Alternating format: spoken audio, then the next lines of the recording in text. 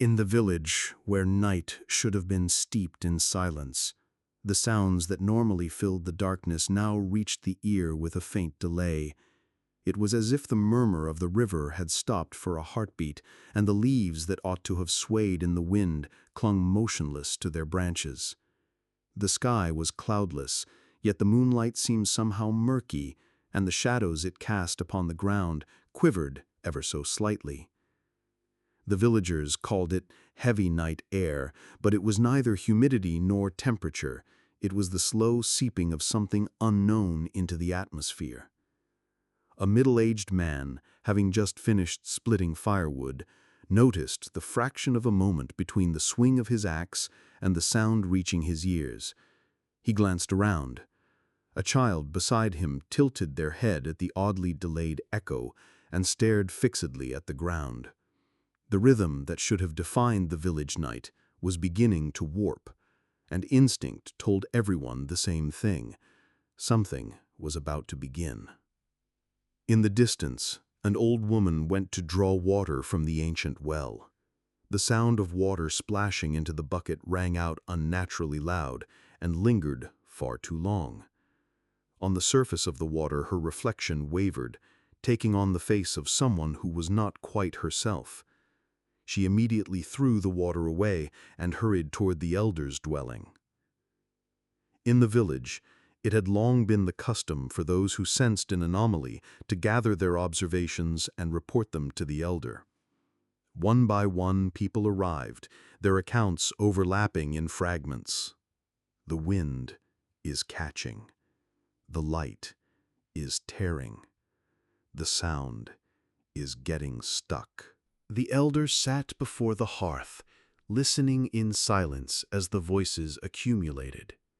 The villagers chose their words with care, striving to relay exactly what they had seen and heard. The elder, in turn, sifted through their reports while glancing up at the sky. The moon was indeed full, yet the outline of its glow was subtly distorted. Though the night wind still flowed, a single pocket of cold air seemed to spiral in place, a sensation as if the very air had stopped. When the elder had heard all the villagers' reports, she exhaled a long, steady breath and let her gaze sweep over the gathered crowd. Then, spotting Yuto among them, she beckoned him forward. "Your question and this night's disturbance are not unrelated," she murmured, her voice low, her eyes narrowing as they fixed on him. Yuto started, then hesitantly bared the thought he had kept to himself. "Ever since the moment I wished to know who I truly am, it feels like the world has been warping little by little." The elder listened intently to every inflection in his words, nodding. "Then it is that question which has bent the wind and clouded the light. This is not yours alone to bear. It reaches the whole village." Her quiet voice sunk into the night air. Across the fire between them, the two watched their shadows bleed together on the ground. And in that silence, both understood that the world had indeed begun to change. Before long, the night dew that had fallen on the grass began to flow in unnatural patterns. Droplets slid across the ground as if crawling, gathering and parting, then shifting course in some other direction. A young man from the village muttered, "The water's alive!" But after that, no one spoke again. The stillness of night had returned, but it was no longer the same night as before. The very space around them seemed to hold its breath like a living creature, waiting, watching for the moment to move. This is the harbinger of a night that will no longer be night. The elder's voice, wrung out from deep within, trembled, but no one named it fear. The villagers had not gathered to cower before the anomaly. but to discern it with precision, and if need be, to find a way to survive it within the weave of the natural world. And yet all of them knew this was not a presence that belonged within the order of nature, and what was coming would not be the usual dawn. The fine lights descended upon the village at the deepest hour of night's breath. Mingling with the moonlight, grains of radiance no larger than a grain of rice clung to the ground, to the trees, to the eaves of rooftops, gleaming as if they were dew. When the villagers narrowed their eyes, they saw that these were neither mist nor insects, but minuscule somethings moving with a will of their own. Each point of light quivered faintly as it shifted position, at times drifting into the air to cross paths with another, only to scatter once more. Some of the motes glimmered faintly, as if imitating sight itself, sweeping their gaze across the surroundings. Others crept along the ground like fine threads, tracing for some hidden spore. Filament-like appendages brushed against leaves and quivered, as though reading the veins for information. The villagers held their breath as they watched, yet none thought to intervene. If anything, they felt as though they were witnessing some hidden facet of the natural order, an organ cluster mimicking the process of evolution itself. Around Yuto as well, the lights began to gather. Tiny points of radiance swayed in time with his breath, skimming across the surface of his L.I.S. terminal. They circled him as if small living things were examining his very being, now and then alighting on the device to send a thin ripple across its surface. Yuto drew a sharp breath, certain now that he was the wellspring drawing them here. At that moment, an old man standing among the trees murmured, almost to himself, "The stars are descending to the earth." His words spread into the night air as if drawn in and carried away, and all who heard them knew their night had already ceased to be the night they knew. The motes of light grew in number, drifting through the village until they shrouded it entirely. Their movements began to take on a strange order, as though they had all at once initiated some vast design. In the stillness of the night, the village was being wrapped in a formless will.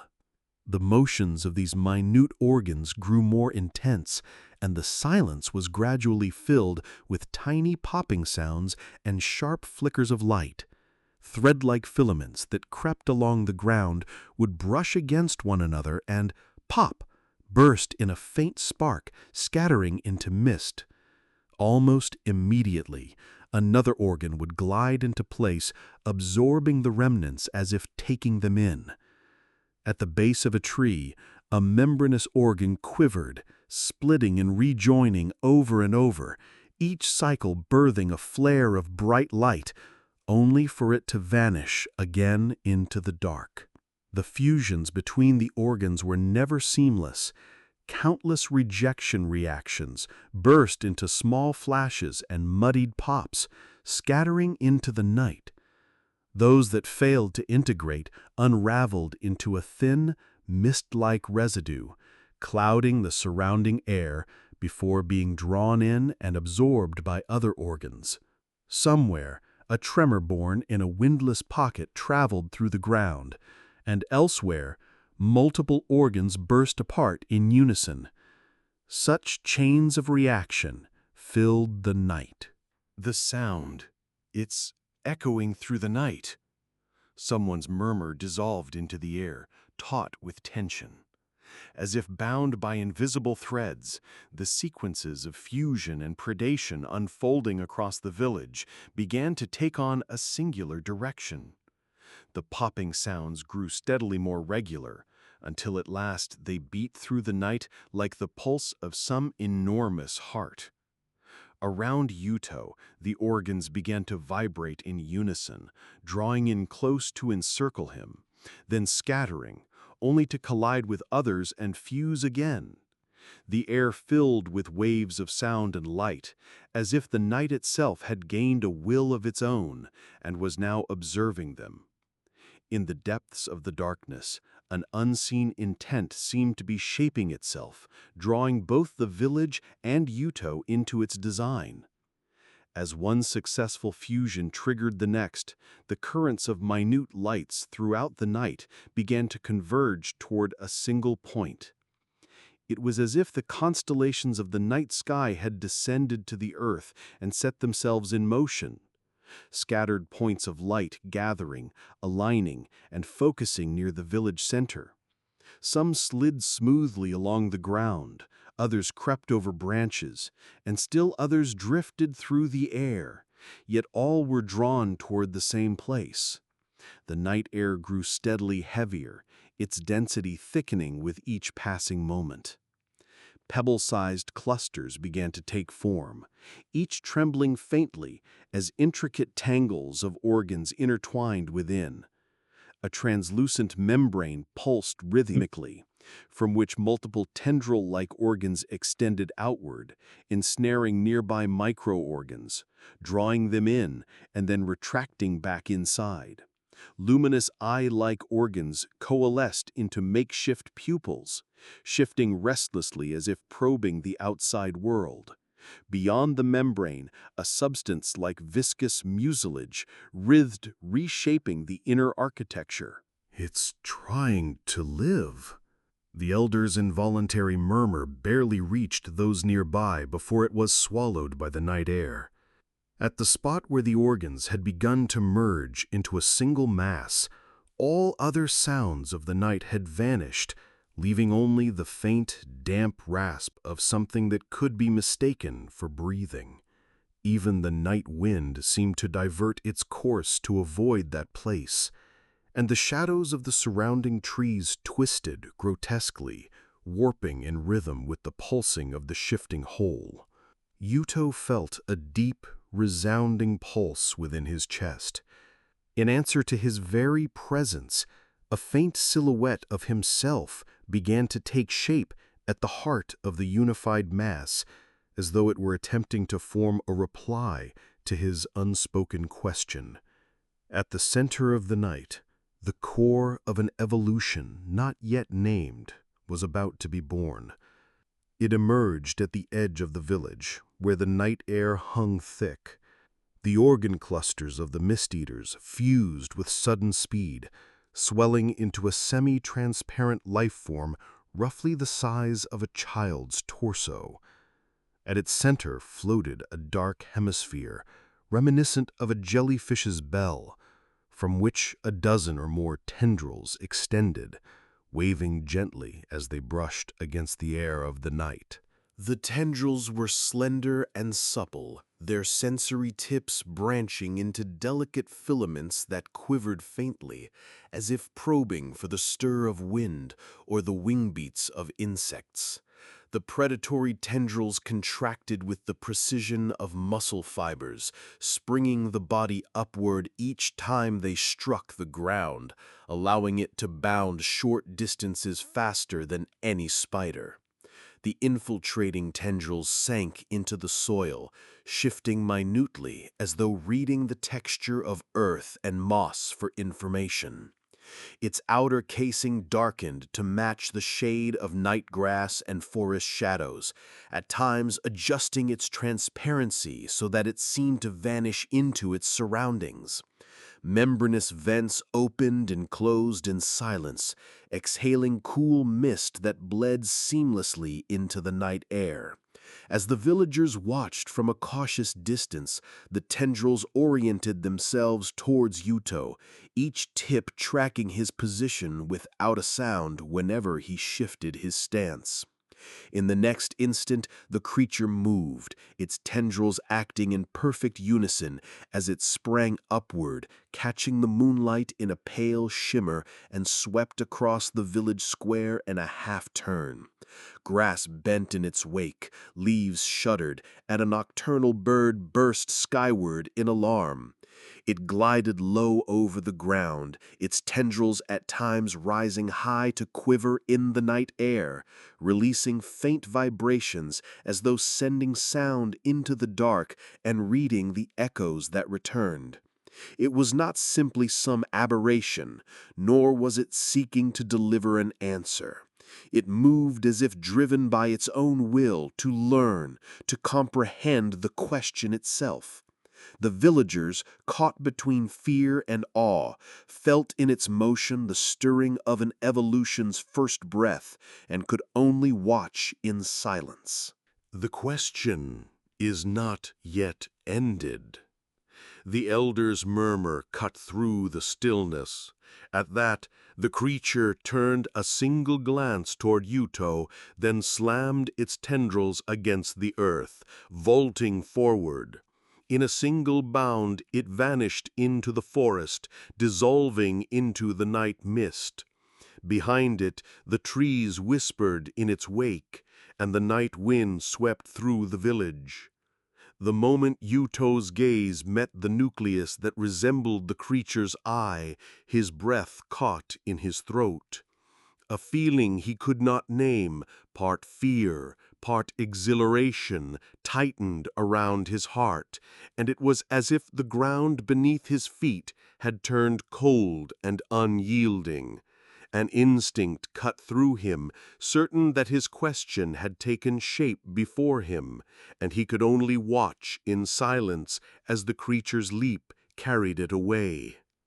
When stillness returned to the village, the night was no longer the night it had been. The being that had been born now carried a will to comprehend the question, lurking somewhere in the forest's darkness. And everyone understood. Evolution had not ended. It had only just begun.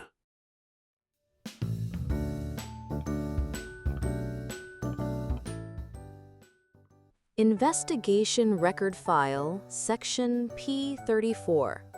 This report documents the findings of an environmental survey team regarding a group of anomalous life forms observed in the mid to lower tier regions of the planet Nox Terra, specifically those not included in existing classifications. This information is not registered in the official L.I.S. database. Security level is classified within the gray tier. Case 09, Arrowworm. Sighted along the floating thermal updraft zone bordering the lower tier cliffs. Estimated body length approximately 2 meters. A slender form drifting while reflecting a rainbow-hued membrane.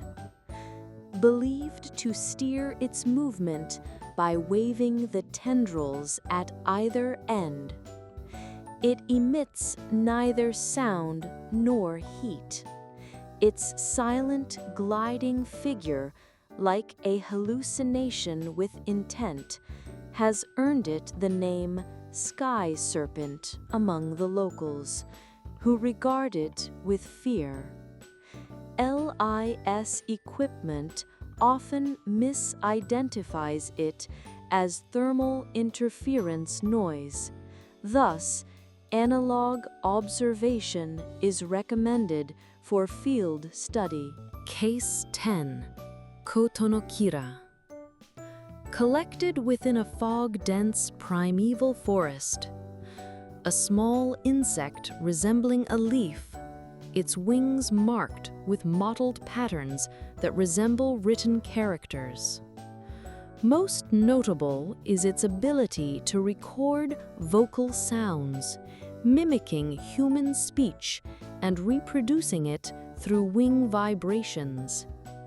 For a brief moment, it produces an echo like the voice of one who has passed, and for this reason, villages in the area regard it as a sacred presence that appears during funerals or ritual observances. From a scientific standpoint, it can be classified as a pseudo-intelligent life form exhibiting both acoustic memory and vibrational speech. Case 11. Toge Fuyuri. Discovered in frigid highlands along cliffside terrain. A small mammal-reptile hybrid, its entire body covered in spines like crystalline frost.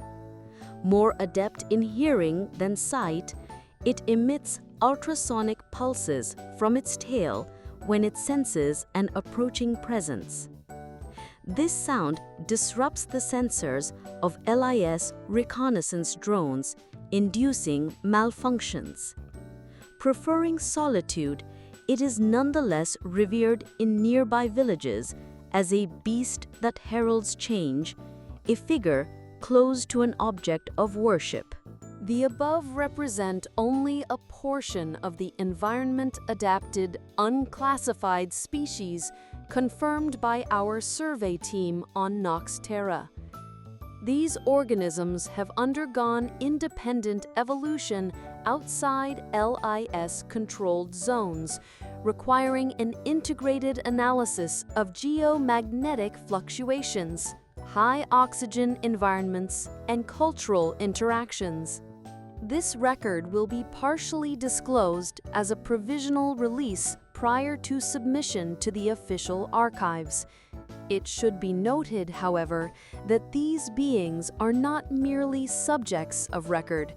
The very act of observation is itself deeply tied to the conditions under which contact with them becomes possible.